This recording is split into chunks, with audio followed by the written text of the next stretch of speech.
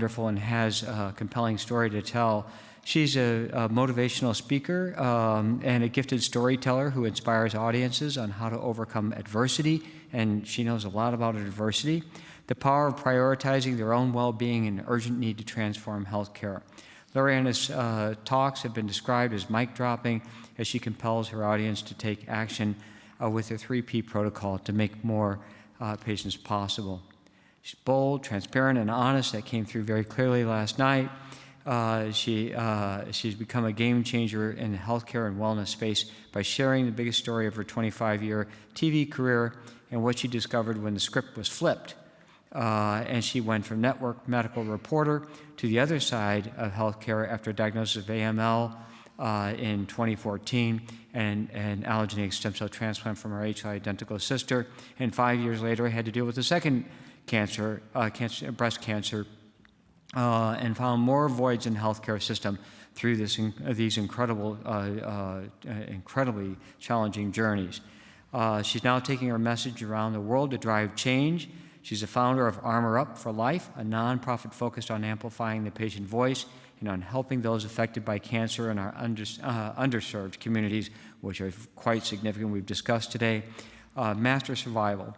Loriana was recently recognized as Cancer Health's Top 25 Making a Difference in Quality of Life for Cancer Patients. She is also a proud member of the newly formed Patient Advisory Board for the Foundation for the National Institute of Health to help connect the NIH to the world's leading public and private organizations to accelerate medical breakthroughs for patients, regardless who they are, where they live, and what disease they have. And we are so honored and privileged to have her as a speaker today. Thank you. Thank you. And I'm sorry you had to read that long thing. I didn't know that they pulled that whole long bio, but thank you so much. Let me get the clicker. But thank you. It's been an honor to be here. I want to get, because I have my notes, I don't have a lot of statistics. Like I say when I give my speeches, I am a statistic, so you're not going to see statistics. Coming from TV, I'm all about, I see everything in pictures and videos, so you'll see more pictures. And then for the next speaker, you'll get back to your statistics. But it's truly an honor to be here with each of you, whether you're an oncologist, a nurse, a pharmacist, BMT and hematology teams. All of you are so special to me. I do now speak all over the world, but I will cry a lot with all of you because you're really my people. And you understand, like no one else, the trauma that we go through in the blood cancer space. I'm alive because of people just like you who are so dedicated. And you are all the reason that somebody else's story continues. So thank you for working nonstop to address all the advancements and the breakthroughs that we've talked about today. And while your program does highlight the advancements, we have to also agree that science is not enough. And that's why I'm glad that your program also covers the barriers to care, the impact and complications, the long-term struggles in survivorship, because my story touches on every single aspect, and so do so many patients. As a two-time cancer survivor who has really, as a Latina as well, and I've faced significant hurdles along 2 cancers in this journey that seems to never end. I've faced all of those hurdles, and I understand the weight of this journey as I stand here before you with PTSD related. I know someone brought up the anxiety portion. I have PTSD. I have severe depression. That's all stemmed from my treatment, and I understand that. So we know science isn't enough, and I want to make sure that when you're looking at patients, and I know you're also committed, so please, when I give my takeaways, I've been asked to give takeaways, but it does not diminish all the incredible work that you are doing. But my goal is to remind all of us that behind every patient is a person, is a family, is a child like mine who was waiting for me to get home, and that we don't just treat the disease, that we treat the entire patient, where mental health and emotional resilience really are considered just as important as any drug or therapy. Well, you've read through all, as I say, here are all my labels, so I don't want to bore you with all of that as a 2-time survivor and journalist. I'm also a proud Latina with a biracial family, so the more I learned about the lack of diversity in clinical trials, the more I leaned into it, because you see my family is so diverse. But to start you with my story, if you can picture this, and I would say to people in the hospital, get me a microphone. I'm wearing a hospital gown and slippers roaming the halls of Sidney Kimmel Cancer Center, Johns Hopkins in Baltimore. unemployed, unleashed reporter, and communications was running after me like, you can't do this, you can't record here. And I'm like, I am unemployed and I'm unleashed. And I was going up to people saying, I'm Loriana, I have AML leukemia, I have the Hickman in, I have the microphone, and I'm pushing the pole, complaining about the food, that there was sugar in and they just couldn't stop me. But I would go up to people and say, well, I want to interview you. And they're like, okay, she looks a little crazy, are you sure you're interviewing? I'm like, no, I'm really a reporter, forget the Hickman, forget all of this. And they'd say, well, what do you want to talk to me about? And I said, I want to talk to you about your journey. Were you misdiagnosed like me? Like, what landed you here? And that really gave me purpose during my journey. And I was a little crazy at the moment, a little unhinged, because I had been reporting on healthcare for 25 years. And all of a sudden, I found myself on the front lines of a battle and the biggest story of my career after losing my job to cancer. And I also was an eyewitness to how patients were fighting both cancer and a healthcare system that in many ways was failing us as we were trying to survive. And I point to the the health insurance and the constant battles I had along the way, failing us as we tried to survive. And again, I want to be clear, I met incredible people just like you who are working so hard, and my oncologist is my hero. And I know that my story is unique, but I also know as an advocate and people who reach out to me from all over the world saying, thank you for saying this, because, and saying the different things I'll share during my speech, because there are voids, and not everyone is in a role and position to speak about it, but I am not shy, and I have no problem doing it. I have no filter, but I'll be good today. But I realized that there was a lack of gaps and inequities around the access to care, patient experience, lack of patient education, psycho-oncology, which finally we're doing more about, cardio-oncology, which we're finally learning more about, and how we use research and data. From a patient-centric standpoint, and again, I want to be clear about that, I was disturbed at what I discovered. And all I kept saying is, if these are the voids, not from the medical care, but the rest, looking at me as a whole patient, at an NCI-designated comprehensive cancer center, what in the world is happening at the community cancer centers where 80% of cancer patients get their care, and they don't have near the level of support? And so then I went into reporter mode, and that became my MO, and it kept me busy, and I really believe that fuel is what kept me alive. But I knew that I had a platform. I'm trained to tell stories, trained to get messages out, and that I had a platform to change lives, and I was going to share my story. So I really started talking to whomever would listen, and I haven't stopped, as you can see. Now, my story about becoming the story started in the fall of 2013, so I know there have been changes, but we still have a long way to go. You've probably been in the car, and for everyone in here, you're going to say, yeah, I know exactly how this works, because when I talk to other people, leaders who need to listen to the warning signs, I always say, I was like being in a car and the warning light goes off, and you pull over and you think, okay, I need someone to pick me up. And then the light flickers and you think the problem went away. And that's the way many of us live our lives. And that's the way, as a high-profile news anchor and reporter, that's how I was living my life. I was having warning signs going off. I was meeting with oncologists at community cancer centers who I look back at the reports, and it said swollen lymph nodes and fatigue and nausea and infections. And I'm thinking, why was I not listening, and why was nobody listening to me? I just kept driving. I was a TV news anchor based, I'm sorry, I'm going to walk over here because my notes are on this side. I was a TV news anchor based in Austin, Texas, but I was a national fitness and medical reporter. And I had a demanding job. I was waking up at 1:45 in the morning for work, nursing my then newborn son. I had to be on the air by 3:30 in the morning. The show must go on. I never could give myself permission to stop. I would even go to yoga with my phone hidden under my mat so I wouldn't miss the big story to elevate my career. And I was nonstop, and I was exhausted, so I understand how it could have been overlooked. But I thought I was immune to the impact of stress, that I would just report on everybody else and nothing would happen to me, because we all tend to think, and you might too, working in healthcare, that we're invincible, that it's going to happen to other people. I didn't prioritize myself until it was one November night that in the middle of my sleep, I woke up I had been having bone pain, but horrific bone pain that felt like a Mack truck just parked itself on my arm. And I just sat up screaming, but I thought, you can't call in sick to a morning show, nobody can fill in. So I started to normalize not feeling right, and I overlooked those warning signs.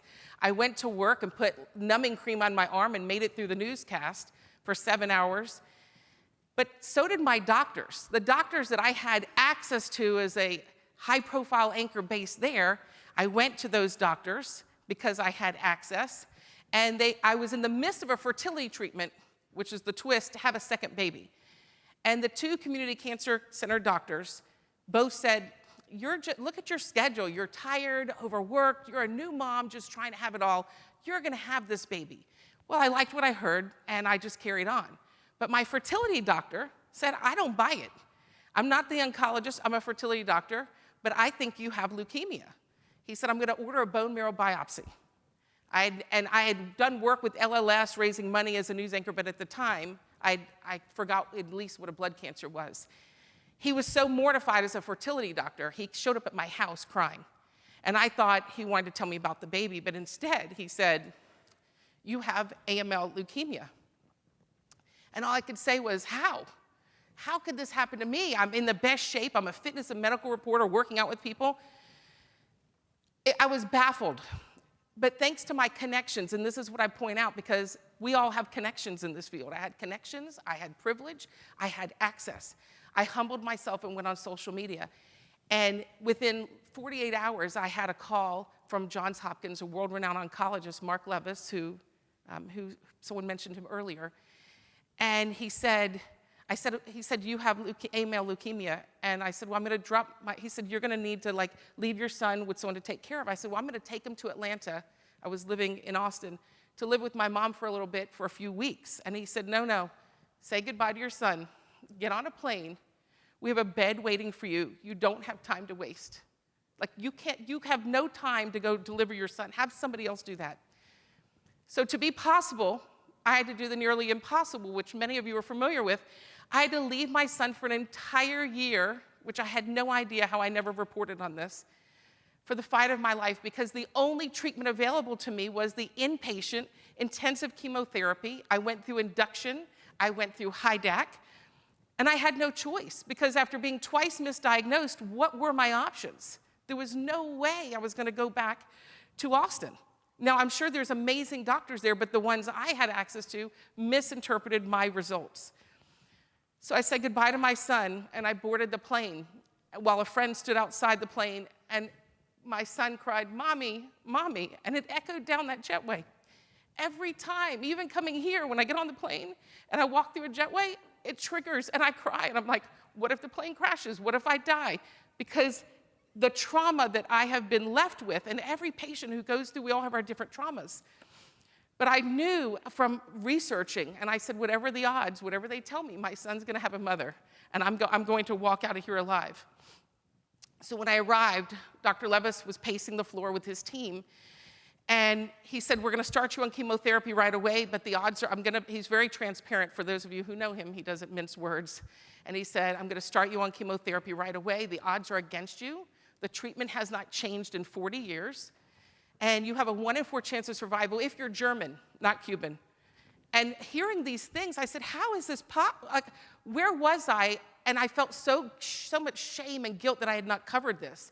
Why was there only 10% Latinos in the clinical trials? Why is this happening? And I said, well as a reporter, I can't, I'm black or white. You know, there's this whole gray in medical just drives me nuts. And he said, well, a transplant's too risky. That was before MMUD, before the mixed match unrelated donor. And he said, you're probably not going to have a match because you're Cuban and the registry's mostly white.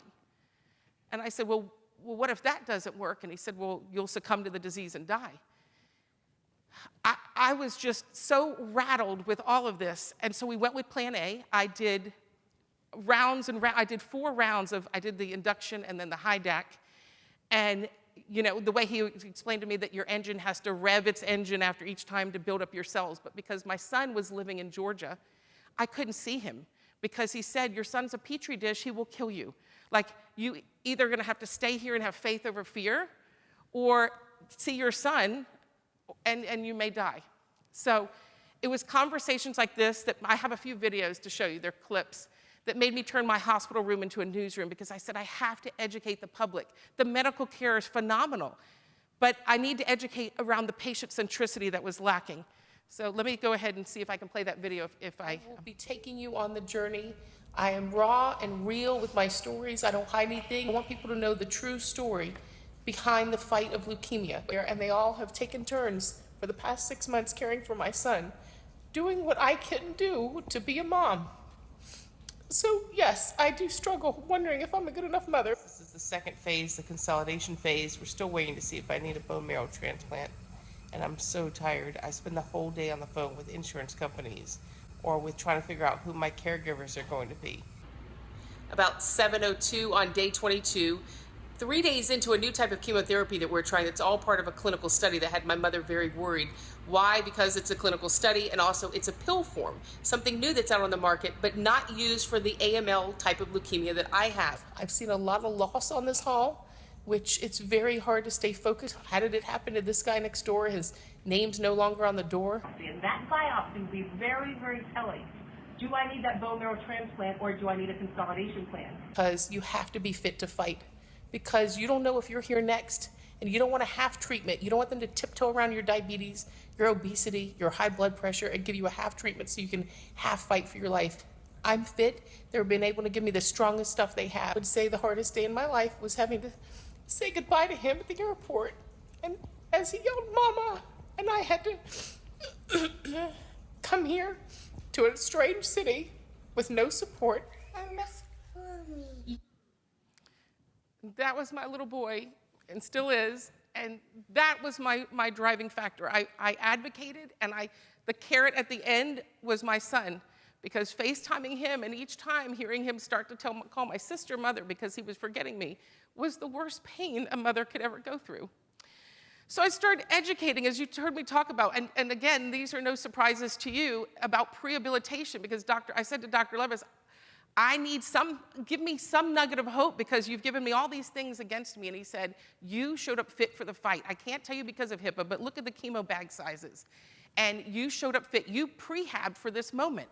And he said, you set yourself up for success because we can't kill you trying to save you. We can only give you what you can handle. And we're going to max out your doses. And that is what's going for you. So I came up with prepare, present, prevail. You have to prepare your body for illness. So you present well to your medical team, and then you're better positioned to prevail. And that became my mantra that I educated people on social media the entire time I was there. But every lesson I learned, I shared with viewers because every day was another lesson. I was like, it was endless content for me. And it was mental torture as I shared that I'm such a black and white person, and in news, it's like you either committed the crime or you didn't. It's a yes or no answer. And then I'd hear the doctors come in for rounds, and all they would say is, we're gonna do everything we can to save you. And I would just say, am I gonna die? Just give me a yes or no. I need to know that I'm gonna make it.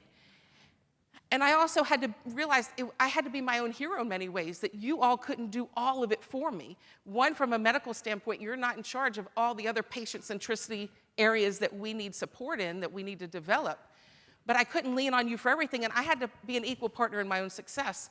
So I started talking to people about building your own pit crew. When you get sick, build a pit crew around you. And part of my pit crew, unfortunately, was reaching out to my on-air mental health contributors from when I was a network reporter to help me navigate, because there was no social worker checking on me more than 5 minutes. And when I would say, every time someone died, I would say, I need to speak to somebody, and they would say, well, we'll send somebody. It'd be like, who's the president? Draw this picture. What year is it? Don't make friends here. And I thought, this is, I know we've made advancements since then, but it was really mental torture on me.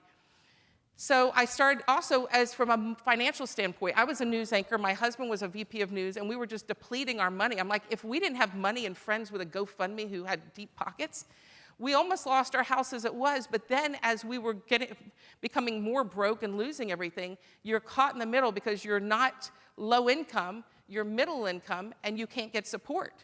So the financial toll, as I would lay in bed, as you heard me say, calling health insurance companies. Childcare, I was reaching out to social media. Who can help my 70-year-old mom in Atlanta, Georgia, raise my son? I walked, I talked, and I posted, and after 10 months, separating from my family, I enrolled in a clinical trial that later determined that I did need that bone marrow biopsy. And I will touch on that later because that trial is what broke my trust with clinical trials. And now I use that trial as an example to go out and advocate about why we need we need enrollment and sharing some of that example, and I'll get to that. But my only hope then was that bone marrow transplant, and my sister was my only match. And then hearing that that she had to be physically fit for it. So I remember sitting outside that door where she had the meeting with the psychologist, because I didn't know there were all these hurdles she had to jump through, and banging on the door and having a nervous breakdown, thinking, she is standing between me and my son having a mother. Like, just pass her. I don't care what she says, what she's, I just pass my sister because my son needs a mother. And I was having a nervous breakdown like a lunatic banging on the door. But I was just also in shock going through the transplant. By the way, they put me in a I was sharing this at dinner last night. They put me in a transplant class with people who have also failed the transplant. I'm like, please never do that. Like, there's nothing worse than dashing someone's hope, putting you in a transplant class that's like AA, and they line you up and the person next to you says, well, I'm here because I failed the first one. I'm like, I'm out of here. Like, I don't want to hear any more comments. So just wanted to sidetrack on that. But they also shared with me AML is a familial disease, and she could give me back the leukemia marker. The bottom line, she saved my life, and it was Mom 2.0, and I'm so grateful, but it was living hell. And I'll get back to that in a moment, but what a lot of people don't realize is when you win, and I also hate the win and lose, but when you survive and win this battle, you still lose so much. I lost my hair, I lost my strength, I lost my confidence, I lost my career. One by one, I lost the friends on 5B. And we know as patients, we know you can't tell us, but they tell us, make the announcement that you go back to your room, and then you see the chaplain, and then you hear the cries, and you hear the sounds drift down the hall, and we're texting each other. Like, what happened to Ryan? Oh, he went home. We know what's happening, and each time, with each loss, I know it takes a toll on you, it takes a toll on us, because I would say, how do you cling on to hope when you're losing your friends to the left and right of you? I was so fortunate to be in the 1 in 4 who made it, but now those days began the litany of long-term complications. I also paced because my neuropathy it's horrible that I have in my feet. But it began physical complications, the pain, the muscle atrophy, the cognitive issues, the blood pressure, the weight gain we were talking about metabolic syndrome, and then emotionally, the loneliness, the PTSD, the depression. And not getting help at that time has only compounded it for me. I was also overwhelmed. A big crushing blow was not being able to have the second baby. My husband had to take a role in that decision because I wanted to freeze my embryos, and Dr. Levis said she has no time. There's no freezing of embryos. And that people forget how much of a role the caregiver takes in making decisions. Like, I'm glad my husband made that decision. I still would have loved a second child, but my life was in jeopardy. And I was not of sound mind to make that decision. But we were broke. I was broken. Our world was spinning out of control.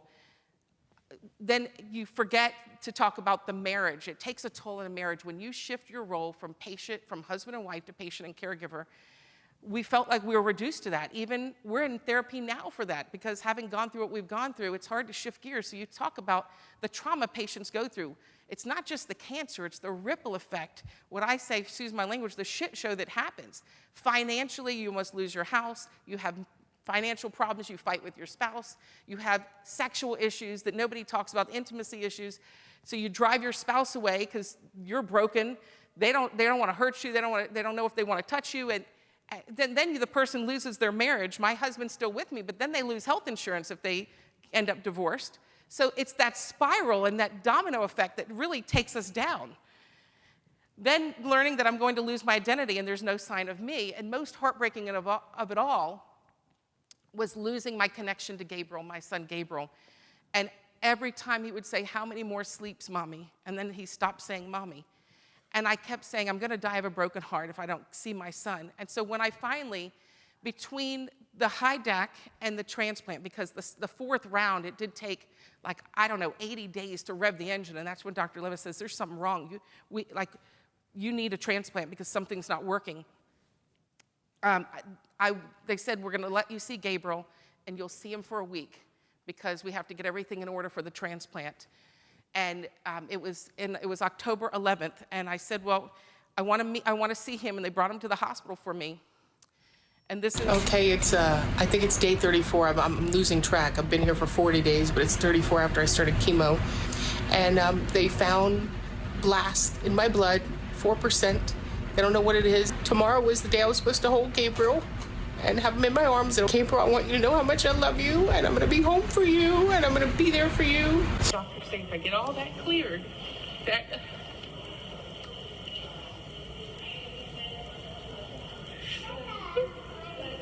I'll get to go home and see my son on Christmas Eve. And we'll get to have Christmas together. It'll be the best Christmas of my life. And I don't really care if nobody else believes. Yes, that's Mom. He does. It's going to take him a while.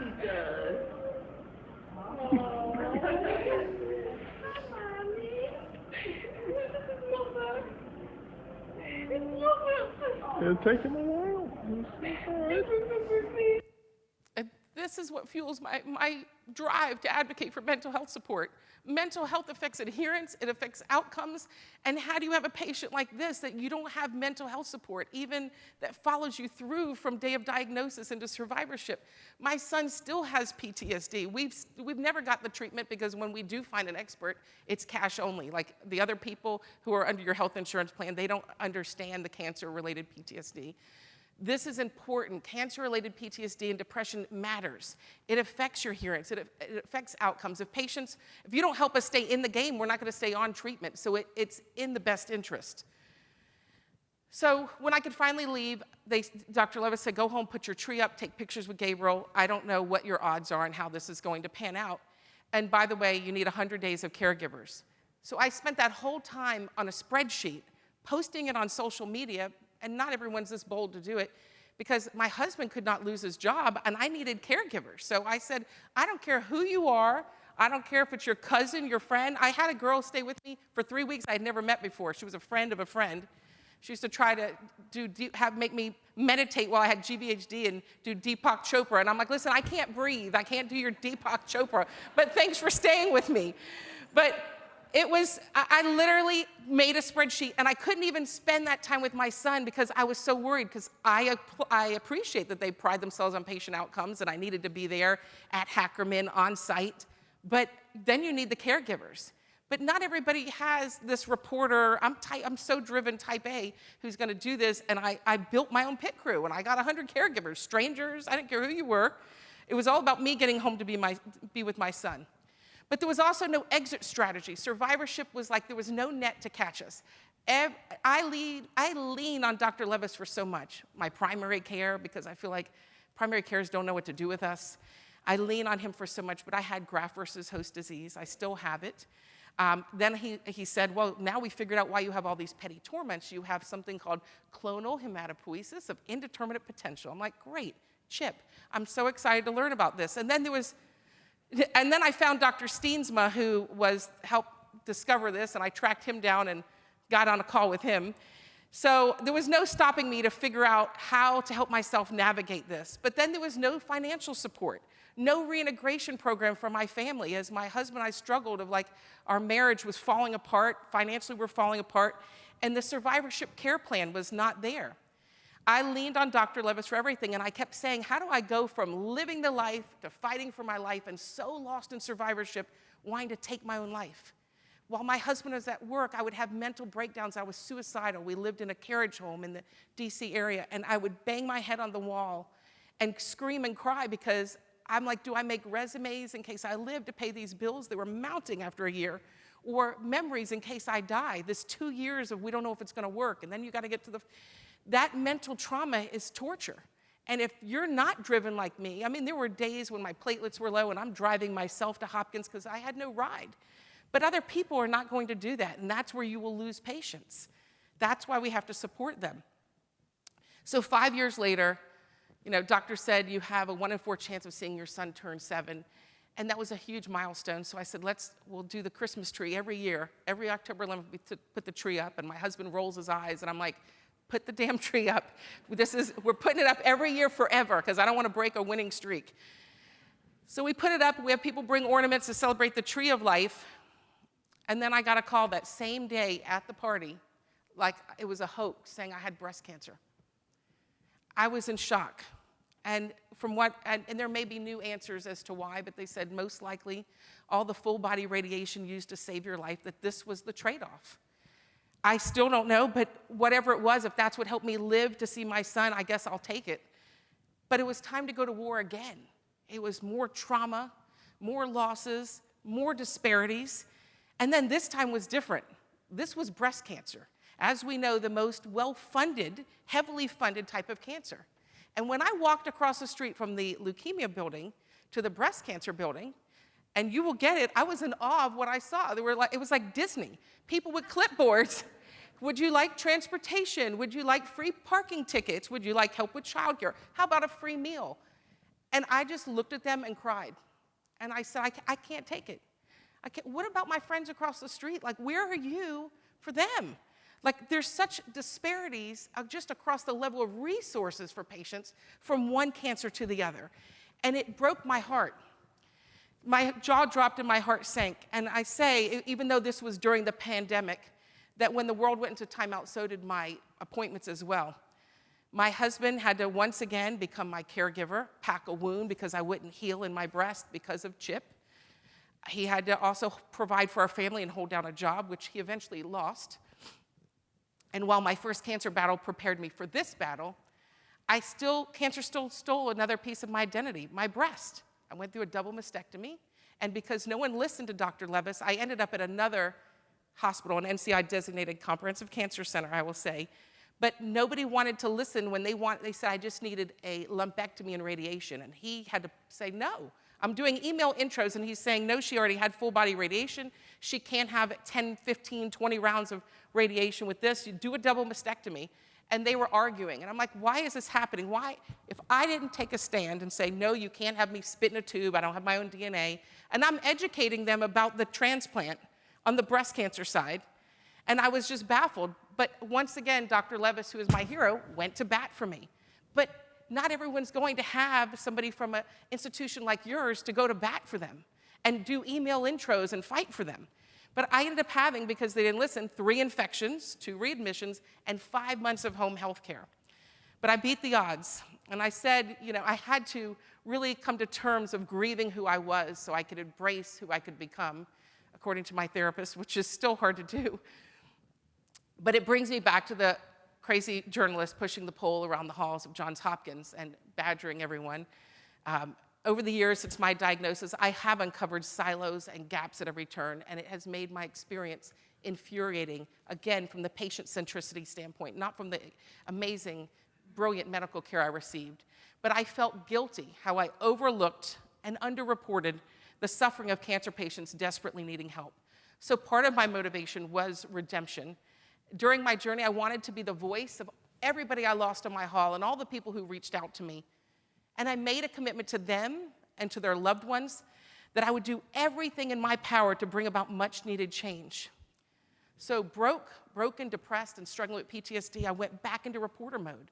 I started partnering with Rice University. I'm proud that despite my depression, I just taught a whole Coursera for them on understanding cancer and wrote the 8 modules. And it's been so rewarding to partner and meet great oncologists and nurses and researchers like you so I can teach and share that information, because I want to take an active role in my story and my outcome and my survival and be an equal partner and then share it with the world.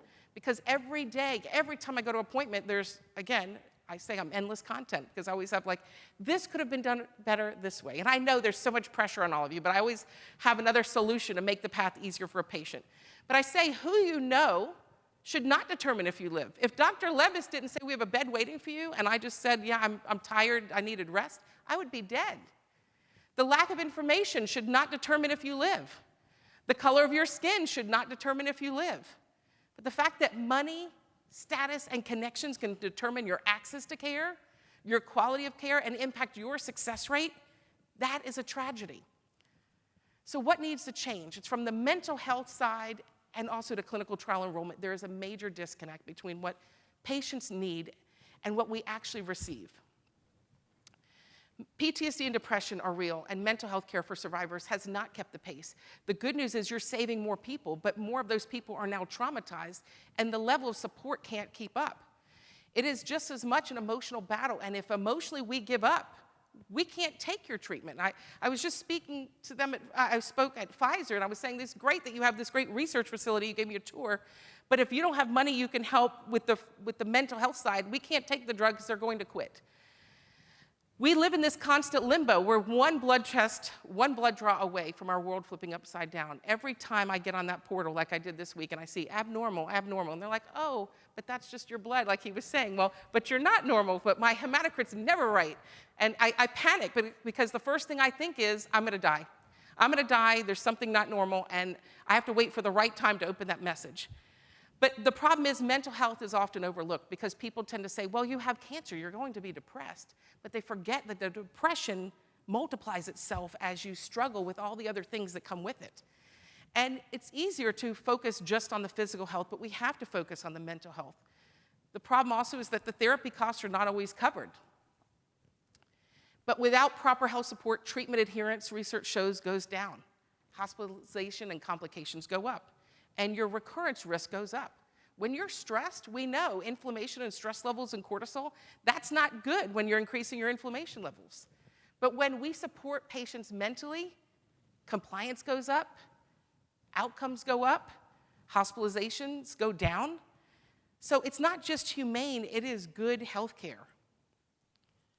It's cost effective, but we need to educate on both sides. And I want to share, like, patients need to be empowered that it is okay and remove the stigma. But providers also need training. And I'm not saying every single one of you, but as I've moved around the country, I'm now in Atlanta, and I built a care team, a whole pit crew of every doctor, since I know I'm at risk of every cancer. And I went to see another oncologist, and this person didn't know me, and before she walked in, I see abnormal, and I'm hysterical. And so she leans into me and says, I was just a mess, and she said, maybe you should forget you had cancer. Well, I lost it. I was like, the Cuban in me, I say, came out. Because I stood up and I said, let me tell you, when I stand up and my feet are on fire, I don't forget I had cancer. When my brain doesn't function the same way and I can't remember half the things or half the people I meet, I don't forget I had cancer. When I struggle to climb the stairs every morning because this aromatase inhibitor or whatever bone pain, just to wake up my son that I'm holding onto a railing like I'm 80, I don't forget I had cancer. And when my PTSD and depression determines where I go, if I go, when I go, I don't forget I had cancer. And when I look at my bank statements, I damn sure don't forget I had cancer. Now would you like me to forget I had cancer? And she was speechless. And I know she thought, I wasn't ready for this patient. And I said, it should not be this hard to be heard. Like, I can't forget. It is a shadow. I know I have to move on in many ways and move on with my life, but it's always going to be there with me because my feet are on fire now. My bones hurt right now. I mean, you can't forget it's all day, every day.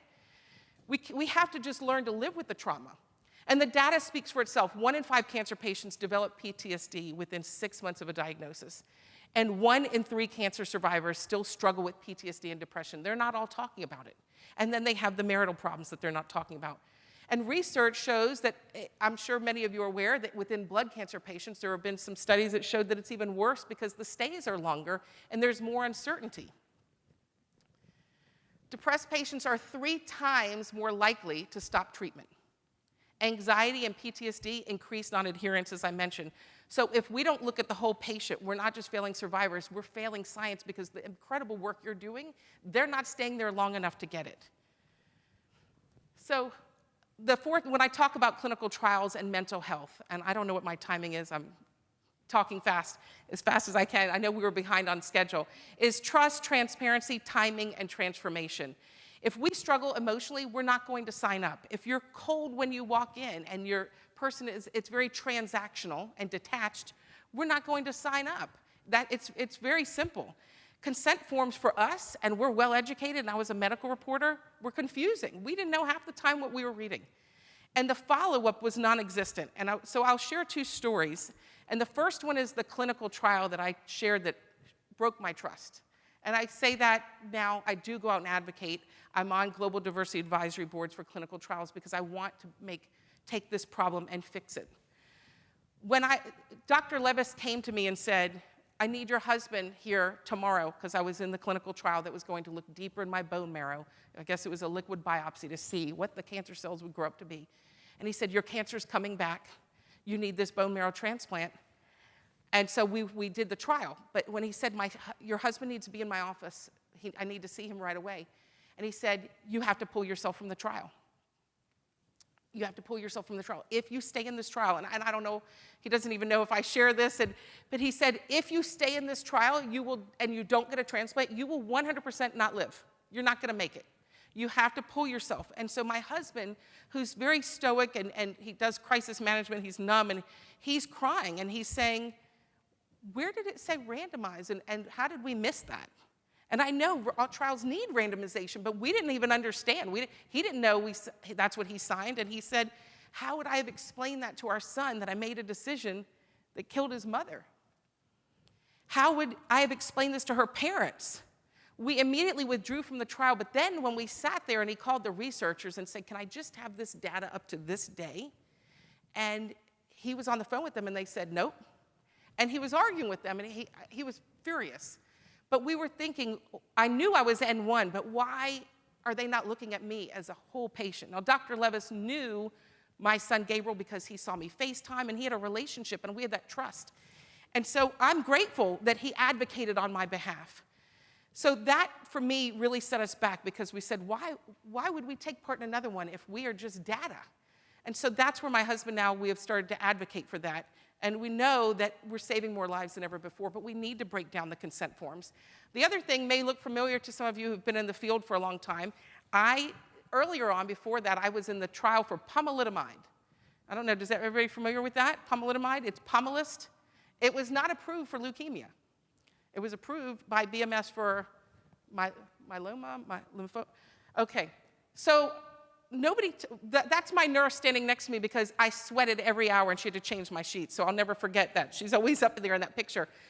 But what patients want is, can you follow up with us?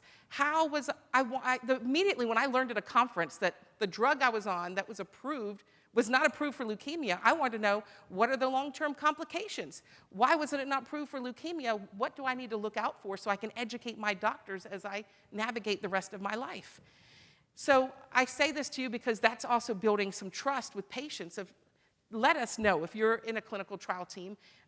It would be nice if there was some follow-up. In fact, a few months ago, I was at one of my visits, and they said, hey, would you like to take part in a clinical trial? And the first thing I said is, are you going to follow up and let me know? And they said, I don't know. I said, well, then I don't know if I'm going to sign up. I mean, I want more data, so I questioned her so I can get enough information to feel good about signing up. We need to address health literacy as well. We know that that's how we can improve shared decision making. I have a podcast now, I'd love to have all of you on it, called Stage Free, and we help educate and empower patients, because not everyone has access to people like you who have time to go to conferences to learn and read and do the research. And we have to educate and empower them, because otherwise they don't understand what they're agreeing to, and 9 out of 10 people don't understand. And there's some research saying that some patients don't even understand what the X on the bottle is for 3 times a day. The last quick video I want to show you is how timing is everything when we talk emotional, trauma-related moments. My husband had to shave my head because it was snowing and nobody could shave my head and the hair was falling out. Imagine a researcher who walked in the door literally right after he finished. My hair has always defined me, and it's always been my career. Now to look in the mirror and see myself like this and have my husband see me look like this makes me feel really It's gonna grow back. So I share that because the poor researcher who had probably spent so much time on his or her pitch, I didn't hear a thing. There was no way I was going to agree to anything, because when I talk about clinical trials, like, talk to your oncologist or the team around this patient and say, is this the right time? Because the person never came back to see me, and I was desperate for trials and an opportunity to live longer and better for my son. So it's moments like these that have really launched me into action. I have my podcast, Stage Free. I do webinars. I can't go back to work because of the pain I'm in, and my health is just never consistent. But I have been able to take the trauma that I've lived through, and it's hard because I'm up here smiling, but it is a very hard, survivorship is not easy. The depression, there are days that I think I can't go on because I'm in such pain. And I think my son needs a mother. Nobody could raise him when I was in the hospital. But it was too hard for my family. Like, I have to stay in the game. But I'm so driven. But we all have the power to change that, to help patients, because not everybody is going to be in that reporter mode.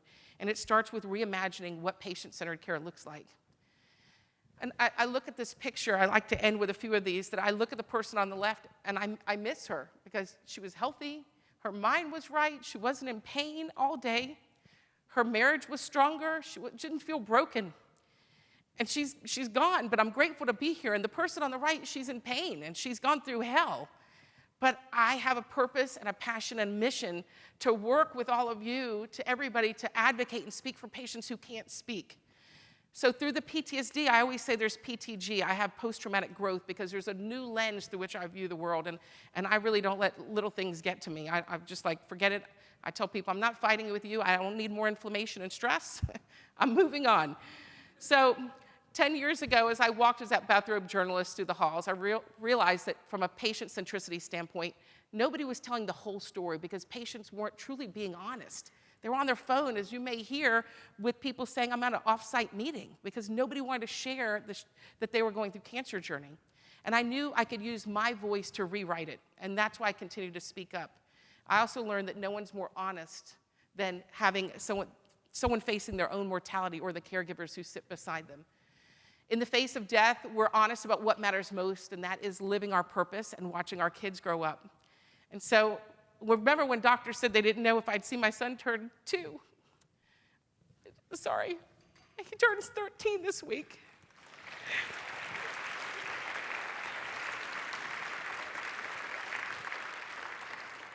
And I turned 10 last year. So we celebrate every moment because I'm in fear of the long-term complications. And I pray every day. It's like a milestone. I just want to watch him get his driver's license. I want to watch him graduate. I want to watch him go to college. And it's these little milestones. It's like I'm bartering when I'm praying, like, just get me this far. So it's a lot, and I'm so grateful because of all of you. And I want to say to the providers that it wasn't the medication or the scans that I remember most. It was how you all advocated for me and for others. It was how you sat beside us, the nurses who washed my clothes, who would sneak into my room and take my clothes because who's washing them? I know you have a system better than what I had set up here. The oncologists who took time to explain things over and over and tell me to just stick in there and have hope.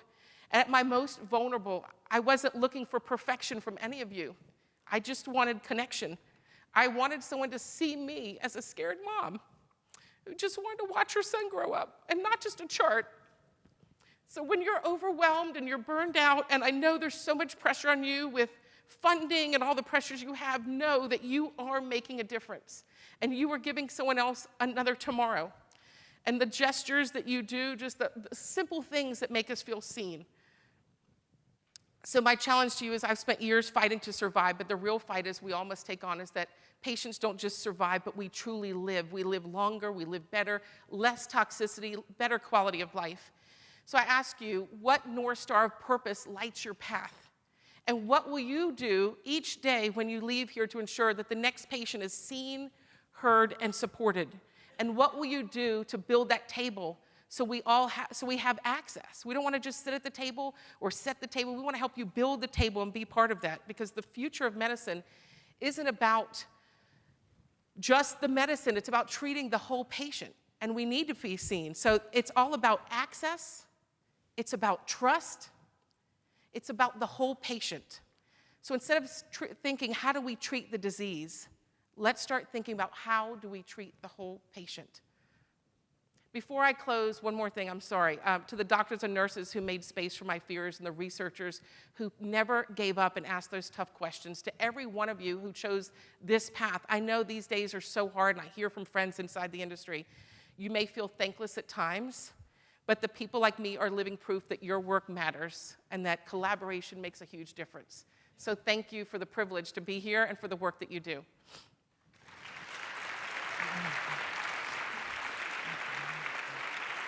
Oh, thank you. Oh, thank you. Mwah.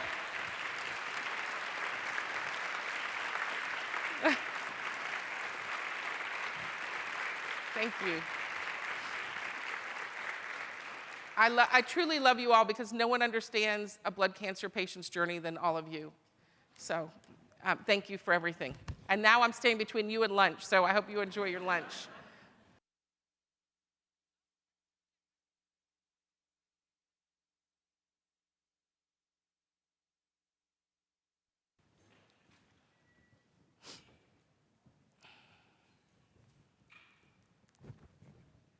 Hi. Hi, thank you so much for your talk. I'm gonna get this throughout crying. As a Latina myself, I really appreciate that you bring that up because my brother had lymphoma, and his doctors also had highlighted that all of us as siblings needed to be typed to potentially be his donors, and thankfully, it's been over a decade and he's cancer-free, and we did not have to go to that option. But it is an issue in the Hispanic population.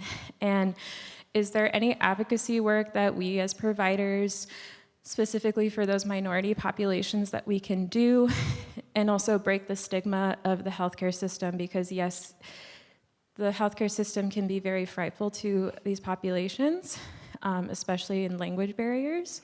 And so do you, as someone in the media, have any advice for us to increase the registry for a more diverse registry? Well, I think we need to, I just worked with NMDP, and what they're able to do now with bone marrow transplants, I was just their speaker at their conference, that it's how much they support the donor for that. So just to advocate for that, I had to pay for my sister to come and pay for her to miss work because she couldn't afford to. There was no support because my donor was my sister. And that was a whole nother level of financial toll. But now what NMDP is doing amazing work as far as supporting the patient. As far as reaching out to Latinos, I keep saying, but again, I see things in video, that it was so hard for my husband. I mean, I know so many cultures that we're all enmeshed, and we all have our own types of, that we're all enmeshed. With Latino families, there's, my aunt, my uncle, my sister, and everybody, it was like the telephone game, my husband trying to explain the trial and this. Like you heard me say, my mom's worried. Why? Because it's a trial. Because she's like, you're going to be a guinea pig. We have to start with them and educate the younger generation to break what our older generation's saying. And I said, my husband and I, we would say, if there was a video, like, why is there not a video saying, I'm sorry you've been diagnosed with cancer, here's what I want you to know. We have a clinical trial, and just a graphic and a voiceover, something simple that he could have shared with other family members, so he's not on the phone with everyone exhausting himself while they're arguing whether I should be on something. And I think for the Latino community, that can be done in English and in Spanish and shared within the family for cultural competence so everyone can get on the same page. Because it's exhausting for one patient who may not be as educated or is trying to explain it to the whole family unit, since we operate as a pack. And so to me, video, we're in this digital time, why are there no videos? And everyone says, well, it'd be too hard. I'm like, I can show you how to produce this very quickly and easily. You need a graphic and a voiceover, and you can do it. I can do it in 20 minutes. This is not going to take 4 hours. So I think that's a big thing, and reaching out and getting that out to communities, because people are on social media, they are on their phones, and reaching them where they are at. And from the mental health standpoint, we just have to break the stigma and tell people it's okay. I just had a girl yesterday call me who went through a bone marrow transplant. She found me on social media crying that her husband's telling her she's a year out, that he wants to leave her because she doesn't feel well enough to have sex, and that she's like, then I won't have insurance. I don't feel well. He's telling her to get over it. She's already survived. And I'm thinking, this is nuts. We have to educate people and the caregiver. This is what you're going to go through. This is the support you're going to need. It's okay to wave the flag. And to me, it all comes down to education. We have to educate people, because you have all these great resources. And I know KMC, where's Tony, Dr.? There you are. And I'm going to miss your talk because of my flight. But the survivorship program that you're building there is phenomenal. But we have to let people know, one, it's okay to ask for it, so you go take care of those. Wave the flag and go. And that's important, and know that it's available to you. And we need funding, but funding is that's a whole nother world of uncertainty. Thank you so much. Thank you. I'm sorry that I'm keeping you all from your lunch. Thank you.